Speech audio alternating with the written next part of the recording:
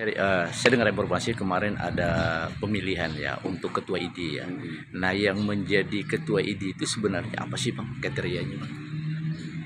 Untuk menjadi ketua ID itu yang jelas senioritas pertama. Oh, Jadi beliau layak dipilih untuk sebagai ketua ID yang membawahi anggotanya para dokter yang ada di daerah tersebut. Nah, kemarin itu kita terjadi pemilihan itu sekitar bulan Agustus, September itu di Hotel Bridge. Pemilihannya itu berdasarkan suara vote. Jadi dan kebetulan saya kemarin masuk sebagai kandidat. Nah, yang ada masuk sebagai kandidat itu Dr. Jainuddin yang terpilih sekarang, kemudian saya Dr. Eri Ariansa dan Dr. Mukhtar.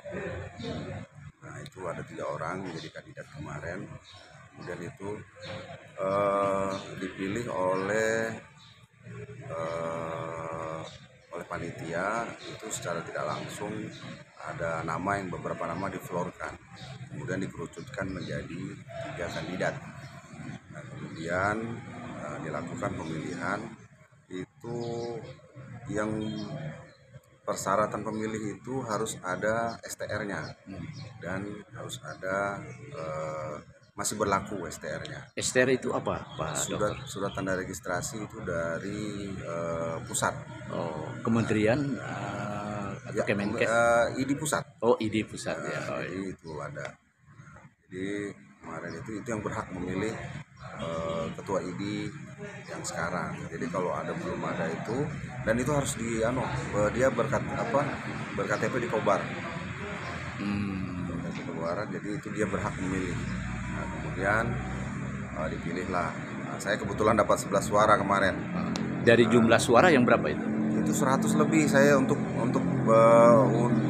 totalnya saya lupa. Nah, kemudian Dr. Jainuddin dia dapat suara terbanyak. Nah, jadi makanya beliau terpilih. Tapi dari visi dan misi beliau itu memang sudah siap. Nah, itu kan. Kalau saya kan kemudian karena betul dadakan, jadi awalnya saya menolak untuk jadi kandidat karena saya sebagai anggota dewan hanya untuk berani membackup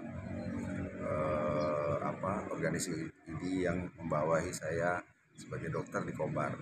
Nah, tapi karena sudah terpilih, proses itu harus tetap berjalan karena calon-calon kandidat harus tetap maju dengan melancarkan mengungkapkan visi dan misinya. Kami sudah melaksanakan itu semua karena aturan itu yang jelas kan supaya regenerasi dari organisasi ID ini akan berlangsung. Dan alhamdulillah memang Dr. Jainuddin terpilih dengan bagus. Dan dia menurut saya layak lah untuk menggantikan ketua sebelumnya yang dipegang oleh Dr. Unding, Dr. Parudin. Jadi ini pada hari inilah kami melaksanakan pelantikannya. Nah, sebelumnya saya juga adalah pengurus ID beberapa periode sebelumnya. Ini periode yang ketiga saya sebagai kepengurusan di ID. Sedikit Pak Dokter, yang menjadi salah satu untuk bisa dicalonkan itu apakah dia sudah mewakili anggota ID atau dokter umum atau dokter spesialis atau apa yang bisa menjadi posisi yang bisa menjadi kriteria sebagai calon? Yang jelas dia sanggup, selain dia dokter, dia sanggup untuk memimpin kami sebagai anggotanya. Dan harus visi dan misinya jelas untuk kesejahteraan anggota. Nah, itu yang perlu beliau disampaikan oleh sebagai kriteria ketua ini. Ya, persyaratan lainnya pasti sudah dilengkapi. Yang jelas dia sudah bertugas di sini sudah beberapa tahun menjalani yang ada di Kobar. Berarti masa jabatan ya. Betul. Masa jabatan dia sebagai dokter sudah melebihi Lebih dari target 5 tahun. 5 tahun ya. Ini Yang berapa tahun batasan untuk pergantian pemimpin? 3 tahun. Oh, 3 tahun ya Pak Dokter. Pak Dokter, sedikit lagi Pak Dokter, ini kan terkait ini kan cukup unik ya, yang saat ini kan orang banyak tidak mengenal ya di daerah ya, Ya. yang menggunakan kelas elit aja nama Ikatan Dokter ini. Iya. Nah, visi misi Ikatan Dokter ini apa sebenarnya? Visi-visi Ikatan Dokter ini adalah dia membawahi kepentingan para dokter. Artinya ada kesejahteraan dokter, ya kan. Kemudian melindungi dari bidang sisi hukumnya, sosial dan lain-lain. Kemudian baksos-baksos itu artinya masyrakatannya. Jadi itu kemudian masalah pendidikan yang berkelanjutan. Nah, itu termasuk juga ID yang mengadakan. Jadi banyaklah khususnya untuk kesejahteraan anggota ID secara eksklusif.